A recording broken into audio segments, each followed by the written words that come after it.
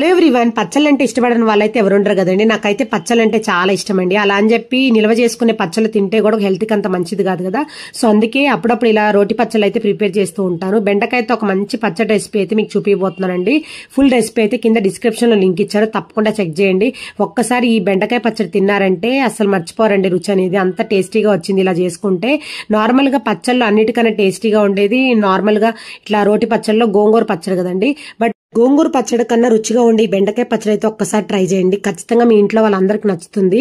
పిల్లలేమో బెండకాయ పచ్చడి అంటే అంత ఇష్టంగా తినరనుకుంటారేమో, బట్ నేను చేసినట్టు ఈ బెండకాయ పచ్చడి అయితే పిల్లలకి చేసి పెట్టండి.